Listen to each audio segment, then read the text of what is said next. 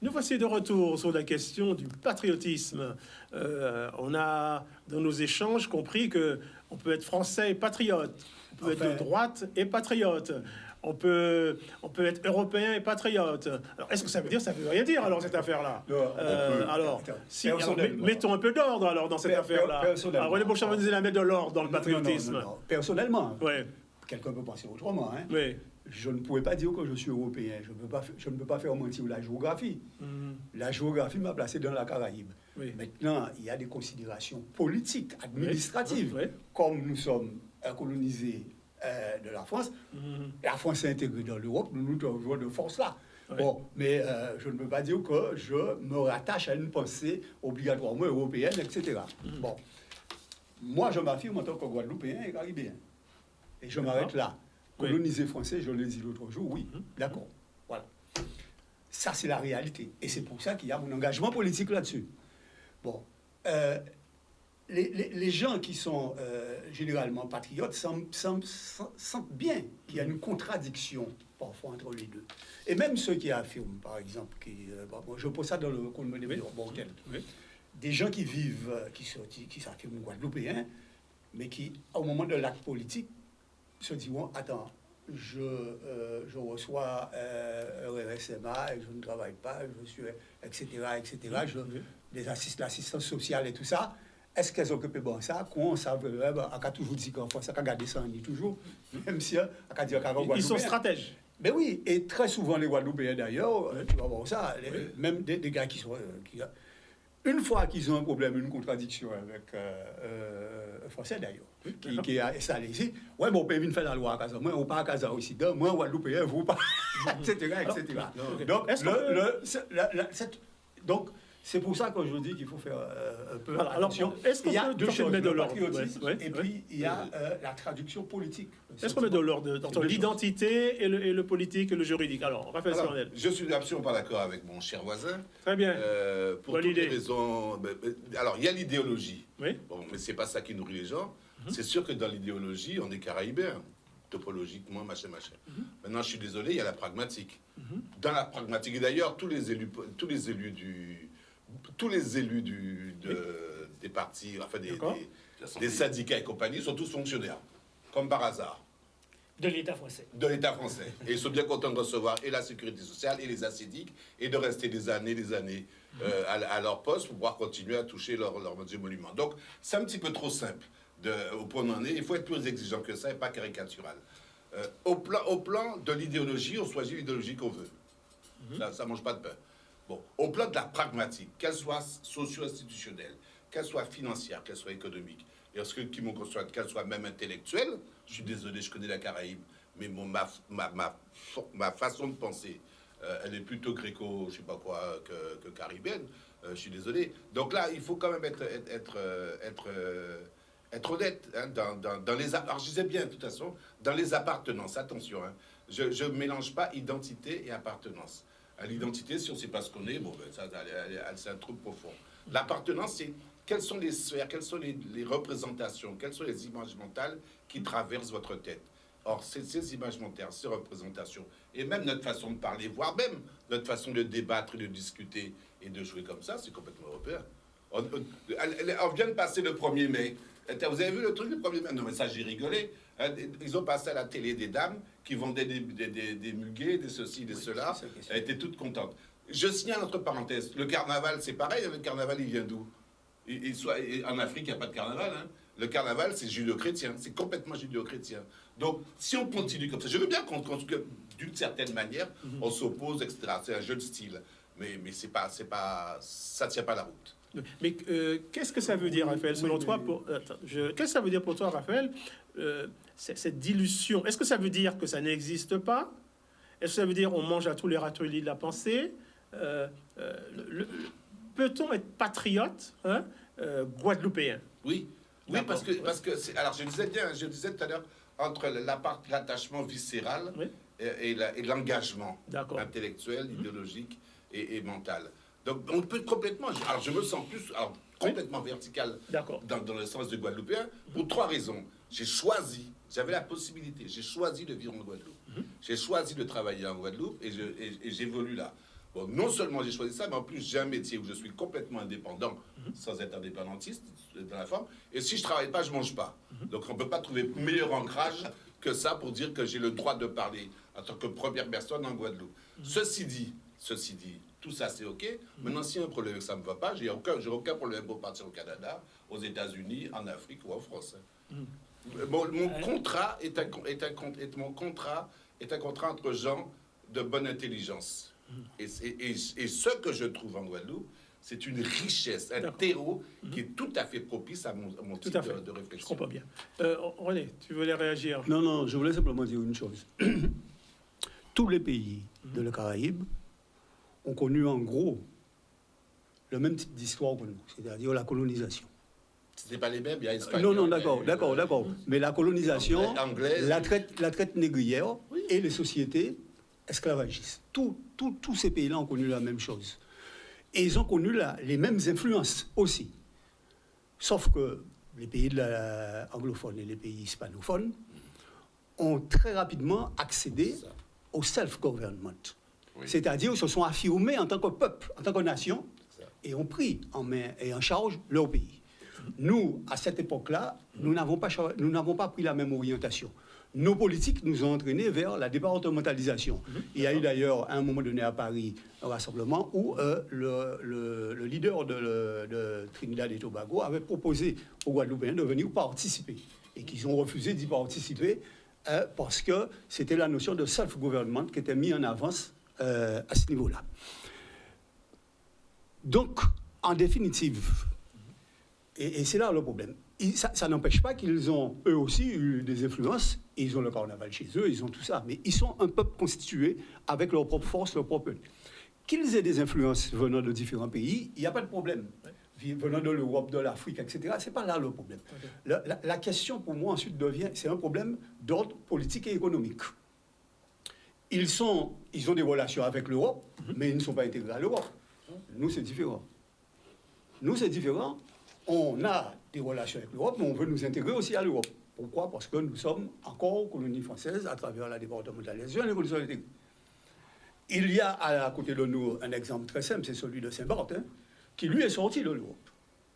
Saint-Barth n'est pas dans l'Europe. Saint-Barth est comme les autres pays qui ont des relations avec l'Europe.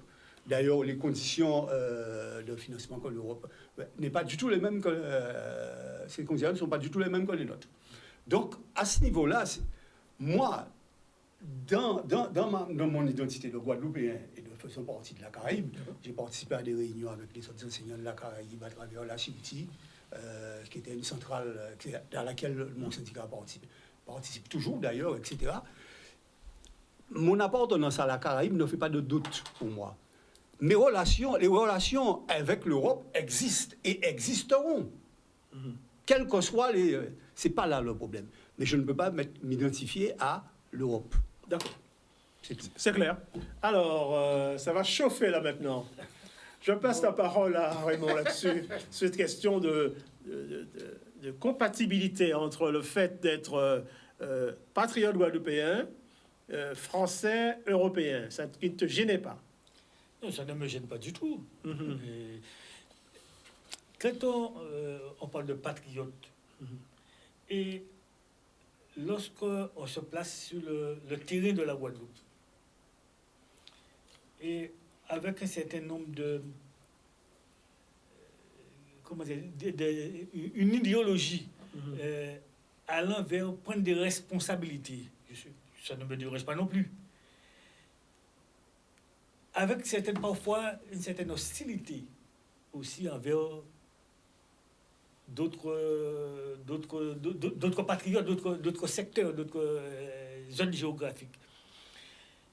Il faudrait quand même qu'on pense qu'on n'est pas seul. On n'est pas seul. Pourquoi?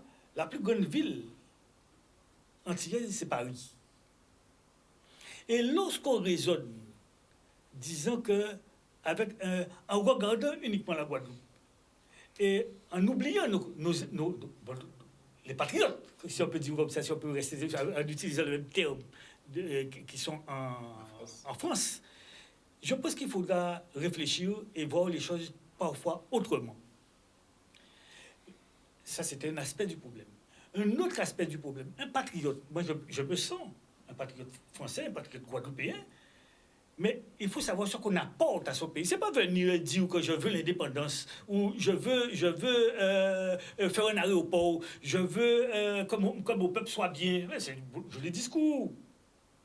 Et comment on va faire? Qu'est-ce qu'on met derrière pour appuyer, pour arriver à cette politique? Il faut des moyens.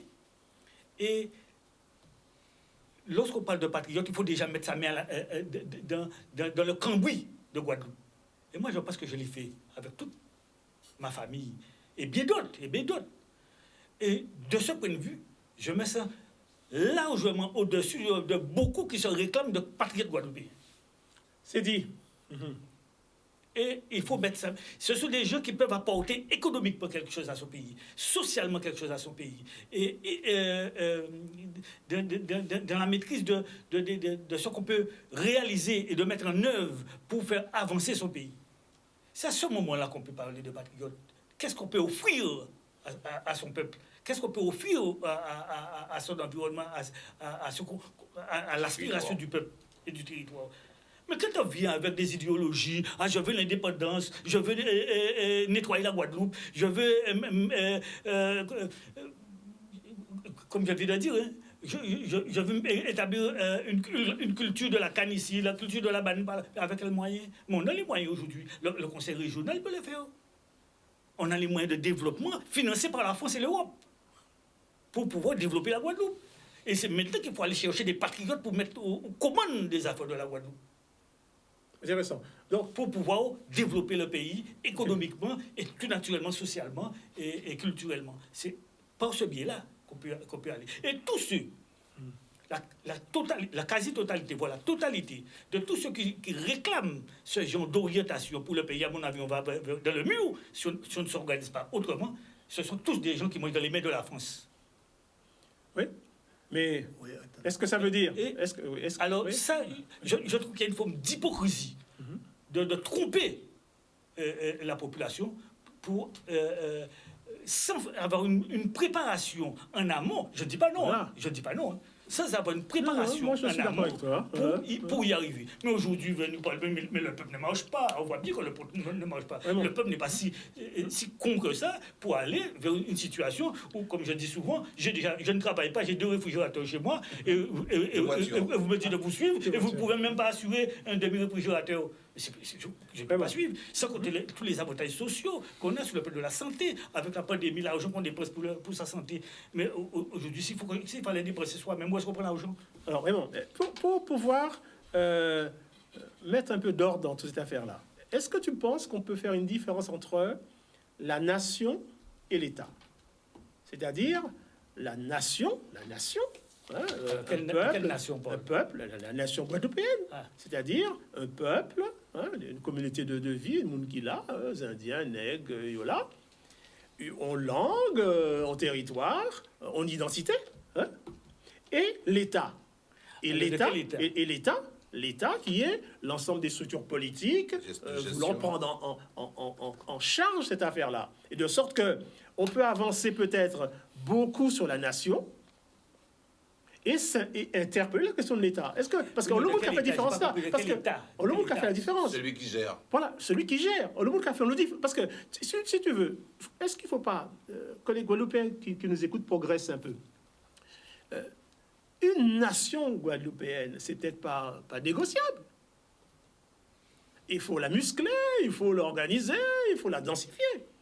Et peut-être le problème en nous, c'est l'État. Non? Est-ce que c'est une question compliquée, Jean? Moi, Oui. Le problème, nous, c'est l'État, oui. Hein. Mais peut-être on va trouver des éléments de réponse Oui.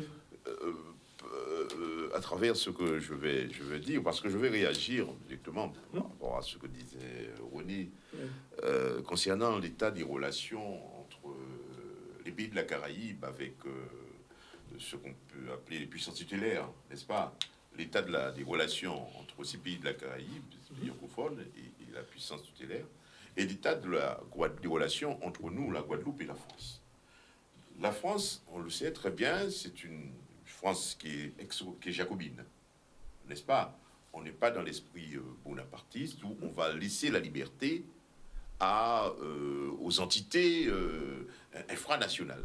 N'est-ce pas? D'accord. Donc, je Oui. t'interromps. Donc, tu dis que l'État français Il est il comme ça, constitue, il est comme ça. il est l'ennemi de la nation, il est l'ennemi des territoires Bien sûr. et des nations autour du territoire. Alors, ça, c'est le jacobinisme français. Ah oui. C'est le y manque, compris chez lui. c'est l'absence Oui, je voilà. dirais, de confiance, Ok. de reconnaissance, de capacité que nous pouvons faire état pour prendre nos responsabilités. Je dis que je veux vous dire tout simplement, cette puissance, ce n'est pas pour rien qu'on parle souvent en France d'État, l'État-providence. C'est ça. C'est le sentiment qui se développe de la puissance tutélaire. C'est le sentiment que cette puissance doit être là pour nous protéger. À tort d'ailleurs. Est-ce que c'est pas pour piéger les nations et les C'est un territoires? petit peu ça. Mais C'est-à-dire confixer le pouvoir, substituer le centralisme du roi et tout ça, et prétexter leur distribution. Est-ce que c'est pas ça? Ça, c'est cette réalité-là. Oui. Et qu'on le veuille ou non, moi, je perçois la réalité comme je suis en train de la décrire. Ok. Je dis qu'il y a en France, et nous le savons, ce jacobinisme français qui fait que, eh bien, on a peur de lisser du lest D'accord. à la périphérie, pour que la périphérie puisse s'exprimer et montrer ce dont elle est capable. Et ce dont elle est capable, c'est aussi pour nous le grand désarroi, la question de l'eau. La question de l'eau, voyez-vous, l'État est arrivé au secours. La question de l'eau, c'est une question pertinente qui peut justifier, à bien des égards, cette crainte magnifique qu'on retrouve dans l'instance tutélaire, la puissance tutélaire, de nous laisser du lait. Elle a peur, cette puissance-là. On peut en penser ce qu'on voudra, mais je fais l'analyse, je dirais, de cette manière-là. Je dirais aussi que les mots évoluent avec le temps et dans l'espace aussi. On parlait tout à l'heure, nous parlons maintenant de patriotisme, guadeloupéen. Oui, cela existe. Je ne dis pas qu'il n'y a pas un patriotisme, ce qui est variable, ça dépend à quel niveau on se situe. Mais je pense aussi, quand on regarde l'actualité du moment, on peut parler aussi de patriotisme planétaire. La question écologique, par exemple, ça renvoie à la planète. C'est un attachement à notre milieu de vie, à la planète. La question aussi de la réduction de l'empreinte carbone, n'est-ce pas? C'est aussi une question pertinente qui ne renvoie pas uniquement à nous, le local, et dans l'espace local. Et nous sommes guadeloupéens, oui, patriotes, oui, guadeloupéens, oui, mais il y a ce patriotisme planétaire qui est au-dessus de nous et dont dépend notre existence, c'est la planète. Donc c'est pour vous dire que je souligne ça parce que on voit que le sens et le contenu même des mots évoluent au gré des circonstances, au gré des progrès, au gré de la vie. Et vous voyez, chaque fois qu'il y a des questions comme ça qui échappent à l'espace national, eh bien, ces questions-là sont prises en main par des instances supranationales, l'Europe ou encore au niveau de l'ONU. Oui. Raphaël. Alors, en rajoutant un petit peu à ce que tu dis, que l'État moderne maintenant, c'est l'État guichet. Depuis la pandémie, et pour reprendre un petit peu ce que tu disais, Raymond, mais l'État guichet se substitue à l'État-providence et tout à fait dans le marché, puisque le marché, c'est consommateur, machin. Et donc, pour revenir un petit peu à des choses dramatiques qui vont se vivre bientôt à Barry-Galante, celui qui paie commande, donc leur usine, machin, je vois qu'ils vont faire avec. Donc, c'est très, très compliqué. Mais je crois qu'il faut vraiment revenir à ce que vous disiez, parce qu'il ne faut pas confondre la rhétorique des mots, c'est très important, et ce qui montre bien qu'on est gréco-latin, entre parenthèses, et puis les niveaux d'abstraction. Le niveau d'abstraction, c'est à quel niveau on se situe quand on discute d'un sujet. Quand on va discuter de patrie, il est clair qu'on est dans quelque chose qui est dans une source originelle, une source maternelle. Hein. Là, le nombril est viscéral, là, le nombril est planté. Quand on va parler de souveraineté, parce que tout ça, c'est voisin, on va parler d'un acte politique de décision et de direction sur son quant à soi. La personne qui est souveraine, c'est celle qui peut se diriger elle-même et qui peut prendre des décisions, quel que soit l'environnement dans lequel on est. Quand on va parler de nation, on va parler d'autre chose, parce qu'on va parler d'un espace topologique qui correspond à une entité humaine ou à une communauté humaine de territoire donné à un moment donné. Et quand on va parler d'État, effectivement, c'est le boursier, celui qui gère. Donc, il est clair que si on s'amuse à faire des croisements de zones en permanence entre ces raisons-là, on entre dans un tout bouffer ni rien, comme manger cochon. Et là, on a affaire qu'à des stratèges, comme on disait déjà la dernière fois avec l'opinion publique, qui vont s'amuser en jouant sur des registres qui sont strictement, profondément différents pour ramener à eux le maximum qu'ils peuvent ramener. Donc, et ça, c'est le jeu presque démocratique. Ça veut dire non pas de différenciation de pouvoir, mais de confusion de pouvoir pour finalement, bon, c'est ce que disait Machiavel, pour ceux qui l'aiment bien, il faut que tout change pour que tout reste pareil. Ou alors, on fout de l'amalgame, on amalgame tout n'importe comment, et puis en toute façon, celui qui a le pouvoir au départ, il l'aura aussi à l'arrivée, parce que c'est lui qui va apparaître comme porteur d'ordre et porteur de verticalité dans le discours. Donc, ce que je veux dire pour finir et pour laisser là, je sens que René est bout, pour laisser là-bas. Il est clair qu'il y a des jeux. On disait ça déjà une fois. C'est les maîtres paroles de Jean. Il y a des jeux de pouvoir qui ne sont pas dépourvus d'enjeux personnels. Et dans ces jeux de pouvoir, c'est classique, c'est de la psychosociologie, de la psychopolitique, la psychosymbolico-politique classique. Et dans ces jeux-là, nous, petits peuples, si on ne fait pas attention, on se fait malmener par tout le monde et récupérer par n'importe qui. Non, je voulais réagir sur quelque chose. Mettez l'ordre dans ça. Oui, non, pas en question de l'autre, oui, mais on devrait réagir, on est bien quand même. On ne peut pas dire moi que tout le monde qui pour l'indépendance, c'est fonctionnaire, ça n'est pas vrai. Ça faux, ça erroné. Robert Mornal, qui était secrétaire général à l'UGTG, lorsque l'UGTG créé, c'est un ouvrier industriel. Théonisien, c'est un ouvrier agricole. Ça fait combien de temps? Non, ça fait quelque temps. D'accord. Rosan pas des fonctionnaires, Rosan Mounier pas des fonctionnaires, il pas des fonctionnaires. Bon, donc, on ne peut pas dire débuter comme ça. Deuxièmement, quelles sont les possibilités de travail qu'on a dans le pays à Guadeloupe? Là, on va nous retourner, nous, génération au moins, venir travailler ici. Nous avons un but à deux problèmes. Premièrement, on donne à 60 qui était dit que les fonctionnaires sous critiquer l'État et quoi foutre. Et c'est comme ça que le Borgne, Saint-Ruf, tout un certain nombre de boucs, tout est exilé. Pourquoi? Parce qu'ils ont réclamé l'autonomie, ils ont réclamé pour ça. Si bien que génération en moins, là, on a besoin, et nous avons besoin de mettre connaissance en nous, en service à peuple, au niveau de l'éducation, pas un d'entre nous va passer concours. Les quelques-uns qui passent concours, et on peut citer des noms, c'était Donald pour la Jolivière à l'époque qui passait concours, c'était Madame Gustave Macias qui ici dans Marie-Gustave, ils ont bloqué en bas là. À cause du fait qu'ils étaient responsables, la GEB ou militants, ils ont bloqué en bas là. Résultat, génération, nous avons fait. Nous décidons que nous allons entrer en Guadeloupe, non titulaires.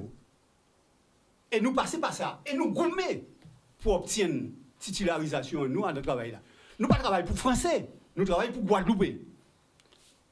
Nous trouvons une situation, c'est l'État français qui va coloniser nous. Donc, on ne peut pas accepter d'attendre parce qu'on bouge. Il travaille, on travaille. Et on travaille pour petits Guadeloupéens. On gourmet pour petits Guadeloupéens. Donc, on ne passe sur un droit français. Attention, nous mettons bien d'accord l'habitat. C'est l'argent quand ni retraite, quand ni etc. C'est à retraite en moins, à travail en moins. Et même si la Guadeloupe est indépendante, Français est obligé de continuer à payer retraite en moins. Quand ils payent retraite algérien, tout ça, parce que ça fait partie du droit international. Là, au travail et au cotisé, il faut payer. Donc, à quoi qu'il faut nous éviter ces bidets à ça. Parce que c'est comme ça que nous venons parfois à des situations où nous trouvons nous fâchés avec l'autre et que les bidets, il faut nous arrêter de faire ces bidets à ça. D'accord. Moi, je ne suis pas d'accord donc pour raisonner dans ces termes-là. Ça. Deuxième bidet en dit, c'est que si on regarde les réalités à payer en nous, c'est pour ça, là, on va dire, l'autre d'entre nous font l'hôpital. Jusqu'à présent, moi, en café, dans le cadre à l'école, en café encore, à travers l'association là, Tifilaro, à travers ça, et nous avons certainement étonné nous et tout ce bidon, d'autres cafés au niveau de l'agriculture, là, si on passe au exemple, etc. C'est-à-dire que nous ne pas contenter de parler, nous avons construit. Parce que nous savons que nous avons une société qui sont une société de consommation. Et là, la production, justement, il a éliminé pratiquement. Ça qui a fait l'économie en nous, c'est surtout les services, les autres bidons, mais pas véritablement la production. Or, nous avons des potentialités en pays, nous qui nous avons développé. Et c'est pour ça qu'on a dit qu'il y a un Guadeloupéen qui nie en véritable, non seulement sens patriotique, on ne pas dire qu'il y a un indépendantisme pour autant, c'est eux qui déterminent, mais que manifestement, c'est cas à le docteur Henri Joseph, c'est cas à d'autres mondes qui quand entreprendre à partir des propres réalités à payer en nous et des propres potentialités à payer en nous pour construire une véritable production guadeloupéenne qui doit permettre nous justement de sortir de la société de consommation là. Ça.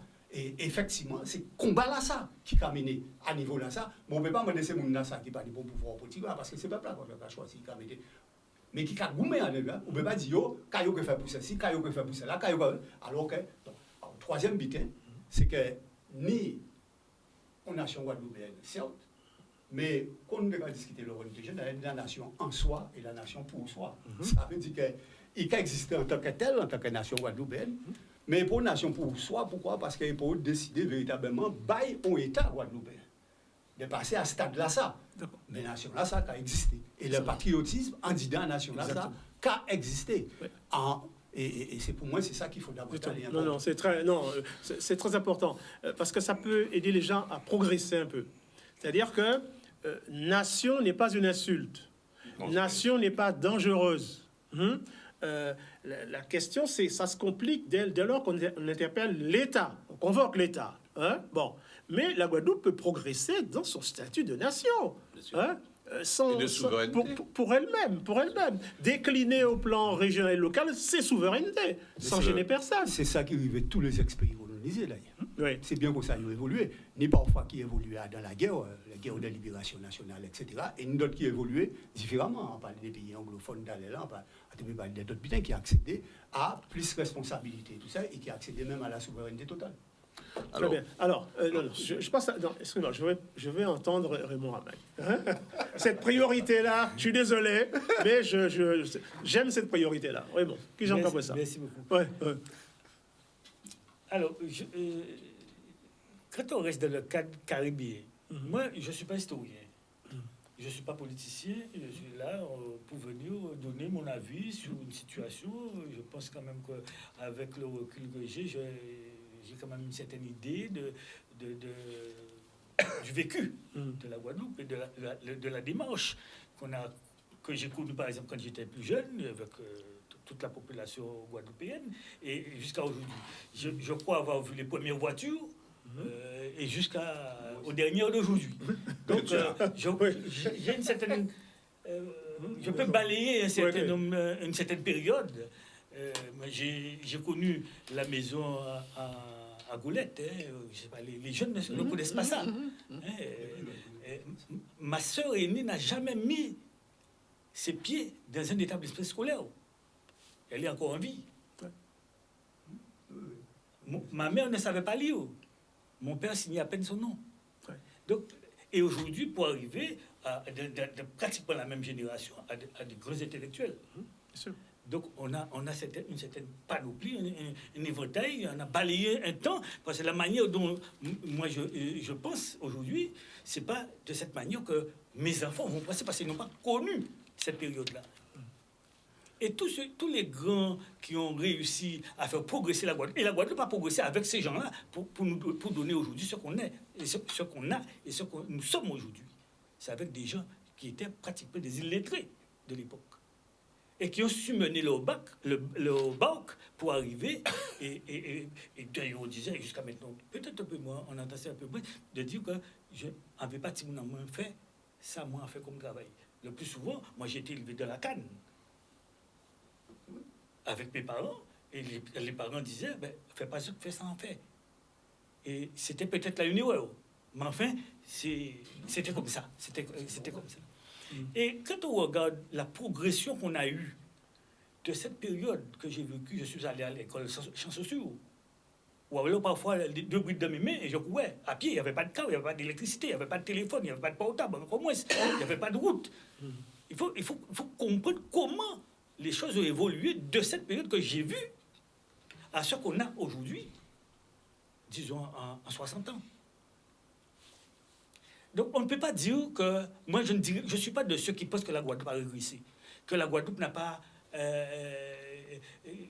ne s'est pas modernisée. Et nous sommes, peut-être d'une certaine manière, à la pointe de ce qui existe de par le monde, sur le plan technologique, sur le plan des constructions, sur le plan des routes, sur le plan des ponts, sur le plan de la radio, de la télévision. Nous ne sommes pas en reste. Donc nous sommes partis pratiquement de rien que j'ai vu à ce que nous sommes aujourd'hui. Donc je ne veux pas, peut-être la manière dont je vois la vie et cette évolution-là, les jeunes qui m'entendent, qui nous regardent aujourd'hui à EcoClub, doivent savoir qu'il y a eu cette période et que c'est allé tellement vite que nous avons vu le zéro à aujourd'hui. Et les choses ont évolué à une certaine, qui ont pris de l'ampleur en Guadeloupe sur le plan social, peut-être pas sur le plan économique comme on le voulait, mais sur le plan social, c'est la période Giscard d'Estaing qui a fait un énorme effort de rattrapage social. Et d'ailleurs, les femmes de l'époque disaient, mon mari, c'est Giscard. Je ne sais pas si on se rappelle de ça. Mon mari, à moi, c'est Giscard. Parce qu'il a le rattrapage social qu'il y a eu pour déverser de l'argent sur le plan social dans l'économie, dans les foyers, eh bien, on n'avait pas vu ça. Et c'est à cette période-là qu'on a vu, il y a eu beaucoup de femmes seules, mais qui avaient beaucoup d'enfants. Il y a beaucoup de Giscard. Mais oui, et puis ces enfants-là ont donné les difficultés que nous connaissons depuis quelques années en Guadeloupe, sur le plan comportemental, social, on a connu. Et puis l'activité économique n'a pas suivi et on a eu quelques dérives. Donc, partant de ce principe, et quand je parle de la Caraïbe, c'est vrai, il y a eu des colonies de toute la Caraïbe. Il y en a qui sont devenus indépendants. Il y en a qui sont des alliés. La Guadeloupe, la Martinique sont restés départements dans le cadre français aujourd'hui, administrativement dans l'Europe. Mais est-ce qu'on peut dire aujourd'hui, par rapport à ces pays de la Caraïbe, que nous sommes en reste, que nous ne sommes plus en retrait par rapport à ces pays de la Caraïbe? Quand je regarde, que je vois les gens de la République dominicaine déverser en Guadeloupe, que des gens de Dominique nous demandent, le Premier ministre de la Dominique qui a demandé de l'aide à la France après les cyclones qu'ils ont connus successivement, et que les Guadeloupéens aussi sont portés solidaires vis-à-vis. Je pense que nous sommes plus en référence de la Caraïbe, plus un territoire qui a les moyens, peut-être on peut discuter sur les moyens qu'on a. Peut-être, on peut discuter, c'est ce que j'ai dit, on peut discuter sur cet aspect-là. Mais, cependant, et je terminerai là, cependant, je ne vais pas laisser le confort d'aujourd'hui, si je peux appeler ça comme ça, hein, le confort d'aujourd'hui, pour aller vers l'inconnu, et pour me trouver comme les autres îles de la Caraïbe. Vraiment. Est-ce que tu penses Sans pour cela dire que je ne suis pas patriote. Voilà. Et je peux aspirer. Non, c'est très important. Moi, je respecte ta déclaration initiale. Tu es un patriote guadeloupéen. La question qui t'interpelle, c'est est-ce qu'on te demande de lâcher ce que tu as pour quelque chose d'autre que tu n'as pas? C'est ça ton problème. Alors, bon, ça c'est... Personne ne vous Et les Guadeloupéens t'entendent bien. Par contre, est-ce que cette affaire-là ne coûte pas cher aussi? Est-ce que cette affaire-là ne coûte pas cher? Est-ce que ce confort matériel, indiscutable, hein, est-ce qu'il n'a pas un prix? Le Guadeloupéen n'a pas besoin de savoir combien ça coûte. Ouais, d'accord. C'est une réponse aussi. C'est son confort. D'accord. La pandémie coûte une fortune à l'État. Mais qu'est-ce que j'en ai à Syrie? C'est pas mon problème. L'essentiel, c'est d'être en bonne santé. La réponse est claire. Que la santé soit payée, que je continue à vivre. Et les supermarchés sont remplis.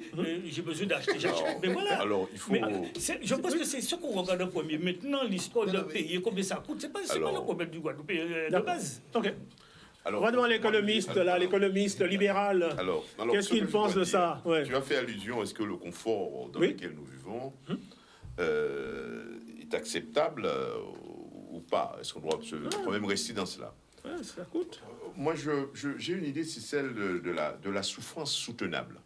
Soutenabilité d'une souffrance. Ouais. Qu'est-ce que je veux dire par là?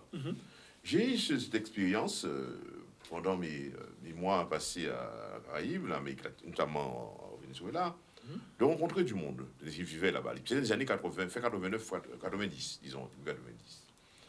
Eh bien, je connaissais j'avais tendre jeune fille, n'est-ce Ah, pas? dis-nous tout. À l'époque. Attention, Qui- on t'écoute. Ah oui, c'est une vérité. Comme dit Examen, une Rosetta, c'est ça, Voilà. comme dit Gordon Anderson.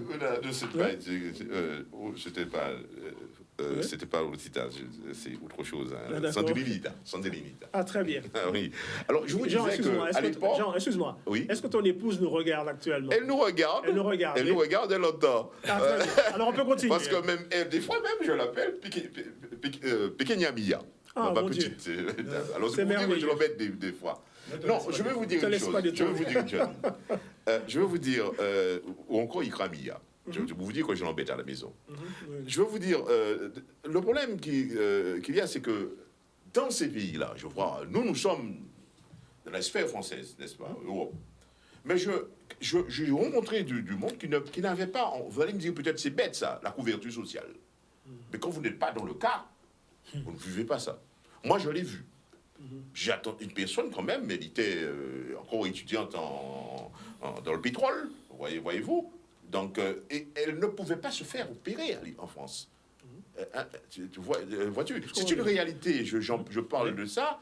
Elle me disait qu'elle avait mal.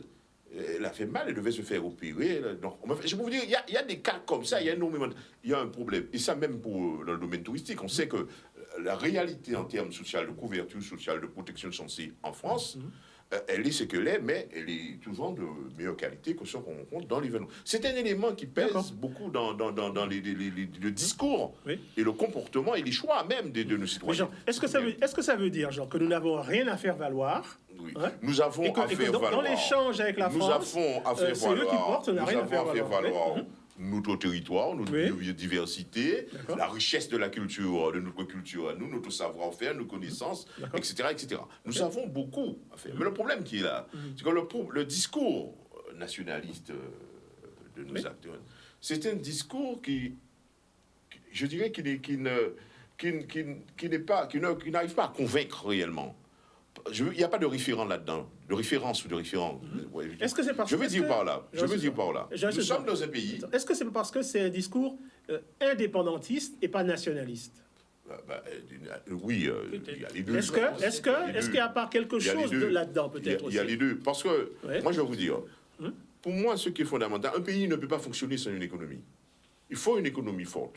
Moi, écoutez, j'ai passé des années et j'y crois réellement, voyez-vous. Ce que je vous dis, même quand je parle des fois, je vous dis que le marché est vertueux. Ah ben oui, il est vertueux. C'est un problème. C'est en tout un cas, en marché tout cas. providentiel aussi. Oui, c'est un L'État a problème. la possibilité de Le débat est corriger. ouvert là-dessus. Ça, c'est ma conception. Le débat est ouvert. Mais moi, je vais vous dire aussi je vais dire quelque chose. Et ça, c'est peut-être le jour qu'on aura des indépendantistes qui sont des référents à travers comment dirais-je, leur création, des chefs d'entreprise qui ont réalisé. Mais les jeunes voient ça. C'est ça le problème. Jean-Théodore, camarade Jean? Oui, c'était l'exemple dans le domaine de l'agriculture. Ouais. Mais on a besoin beaucoup plus de référents. Ouais. Moi, quand je regarde mon environnement, j'ai beaucoup d'amis qui ont leurs idées, etc. Ce sont des fonctionnaires. Ouais. Ce sont des fonctionnaires. Oui, Et moi, j'ai la il fâcheuse faut. manie de dire, faut ça ne aussi. s'adresse pas à mon ami ou Mais à mon ami René. ça fonctionne. Il y a beaucoup de fonctionnaires que moi, je dis, qui sont des amis, nous avons été ensemble, ce sont des feignants. Oui, mais est-ce que c'est... Je le dis souvent. Mais c'est pas lié à la fonction quand même. Non, mais c'est un discours que je dis parce que moi je vois des amis mon fonctionnaire. Un fonctionnaire, premier ministre qui comme un week-end qui va travailler.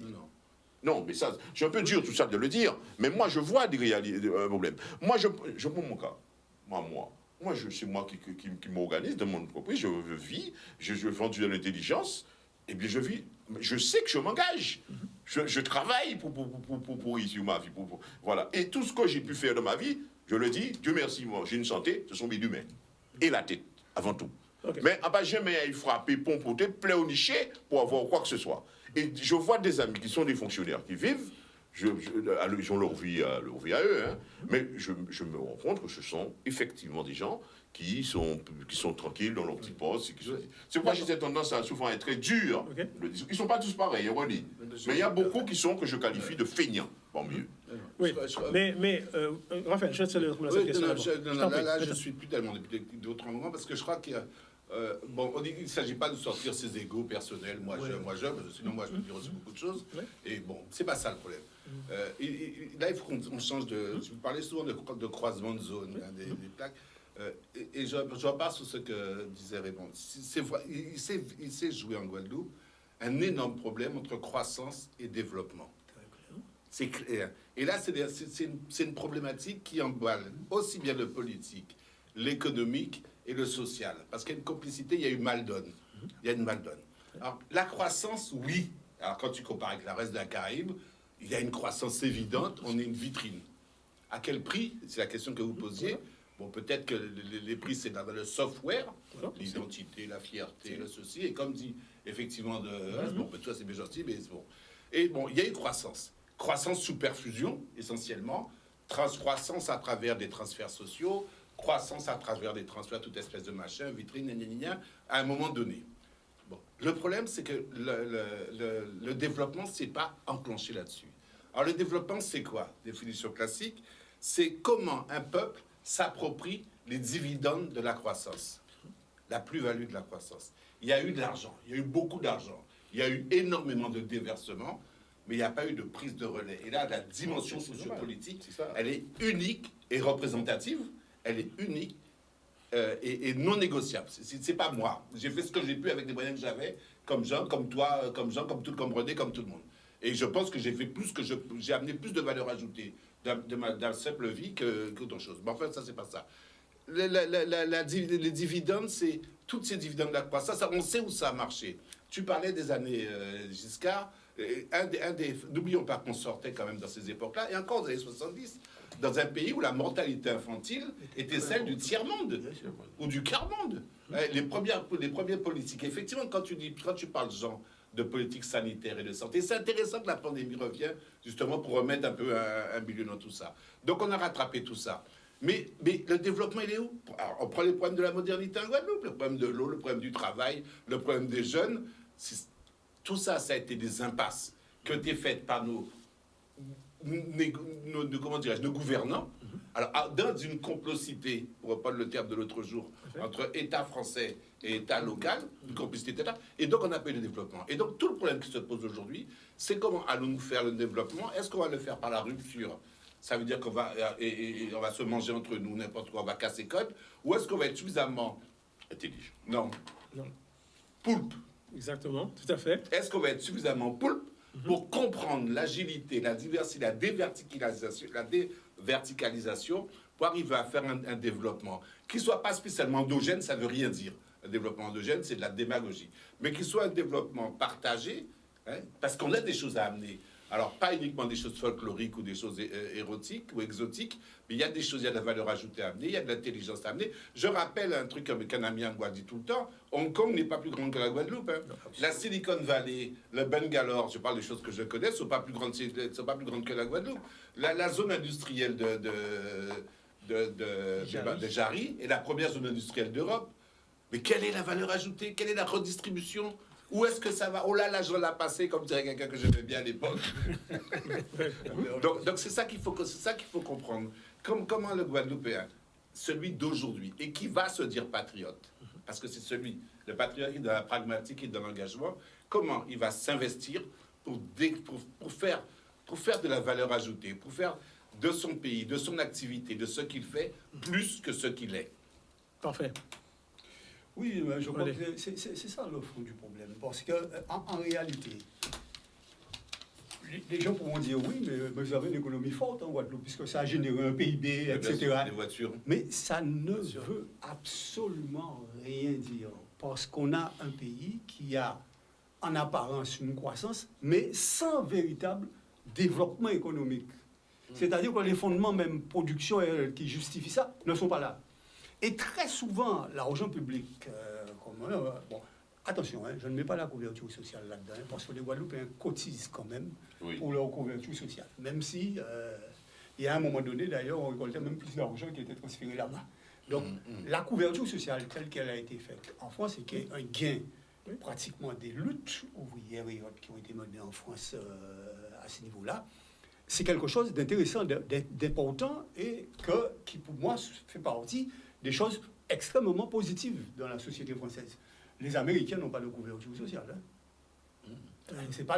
Et les Américains même en parlent par rapport à... Donc c'est un gain qui est important et il n'est pas question d'abandonner ce gain ni de le faire tomber, etc. Le problème se pose autrement. Le problème se pose en termes de développement. Or, faut nous clairer en ça. Hein. Le développement, ça n'a pas été préoccupation à les politiques publiques jusqu'à présent. Pour qui? D'avoir l'État français toujours dit, oh, non, ça c'est vraiment nous, à Patazote. C'est un État comptoir. C'est nous qui avons décidé. À Patazote. Et les politiques contentent de ça. Toutes les politiques publiques contentent de ça. Ils n'ont pas qu'à parler de développement. La responsabilité du Conseil régional pour le développement, c'est intéressant. Hein. Ils n'ont pas qu'à parler de ça même. Donc, en réalité, politique là qui était menée, c'est une politique qui était menée directement par l'État français. Et orientation politique là, orientation économique là, c'est une orientation essentiellement par l'État français. Et malheureusement, nous sommes en bas encore la réalité du code noir. C'est-à-dire, ou pas qu'à produire, ou qu'à... Bon. La consommation, les transferts sociaux, tous ces biens-là, ça, il ne faut pas comprendre qu'ils sont cadeaux qu'ils fait nous. Sont cadeaux qu'ils ont fait en particulier les grosses sociétés qui vivent de l'import-export à niveau là, ça, puisque c'est eux qui ont profité essentiellement de ces biens-là, ça, dans le cadre à la consommation. Il ne faut pas oublier que les 40% pour les fonctionnaires qui ont une revendication à un moment donné, qui t'est menée, et qui en tête à les gens qui t'est mené, pour moi, il y a posé problème à, on ne peut pas faire le même travail là et toucher des salaires différents. C'est un évident qui était juste. Mais ça aboutit à quoi, en réalité?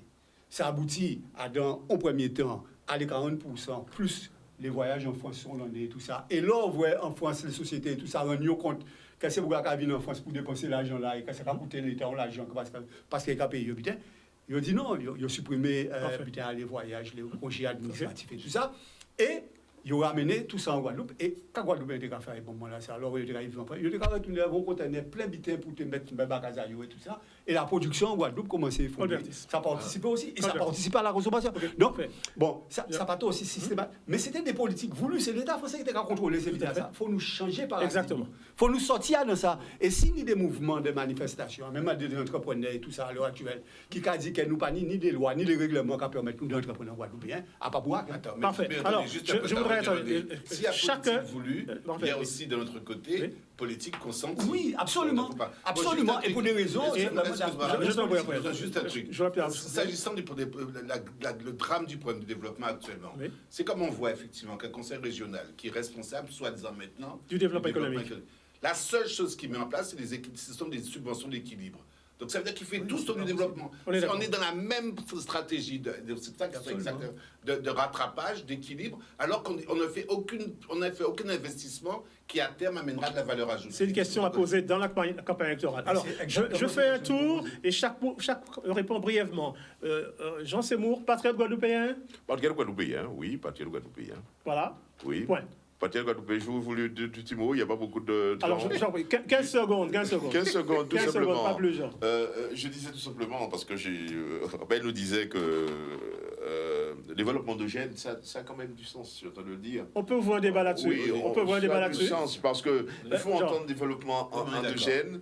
Les choses ont beaucoup évolué en termes d'origine des facteurs de production. D'accord, on peut en parler. Vient ici, et on peut faire aussi avec même des facteurs exogènes. Non, c'est un débat technique et spécifique. Voilà. Alors, Raymond Amaï, patriote guadeloupéen? Oui, je me serais patriote guadeloupéen. Ça ne me gêne nullement comme français. Parfait. Et j'espère, juste un petit mot, oui. J'espère que dans la campagne électorale qui s'ouvre, ce sera une question. Qui sera une question centrale pour le développement économique de la Guadeloupe. Oui, patriote guadeloupéen? C'est intéressant. Non, mais bien sûr, patriote guadeloupéen, et en plus développement à pays en moins, on n'a pas dire non plus qu'un répond pas patriote, patriote guadeloupéen, même si pour le moment, il a sorti français. Raphaël Soronel, patriote guadeloupéen? Oui, grâce et à cause de mon père. Parfait, c'est bien dit. Je ne réponds pas à cette provocation, ça mène trop loin. Alors, merci vraiment, merci, animé, que le débat continue dans les familles. Et nous allons conclure en humour. Cette fois, c'est Jacob Desvarieux qui nous dit « Il j'allais pour nous parler parce que faut nous parler ». Et la fille répond « En vrai, on fonctionnait ». Merci beaucoup. À bientôt. Oui. J'allais pour nous parler parce qu'il faut nous parler.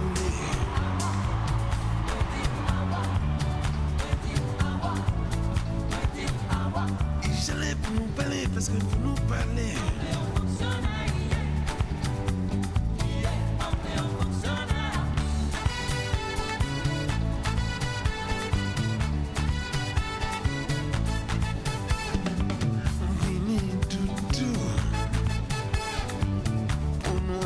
Ensemble, musique et nous, c'est ça, tout ça, qui peut pas.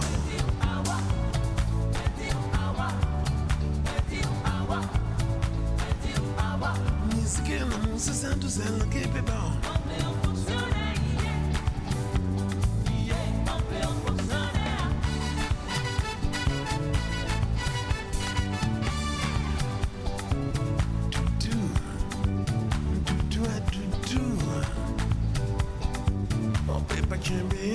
J'allais pour nous parler parce qu'il faut nous parler.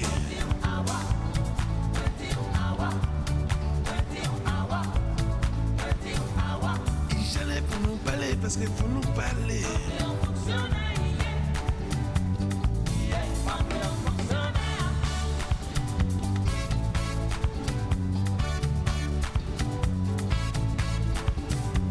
Musique et l'amour, c'est ça, tout ça, qui peut pas.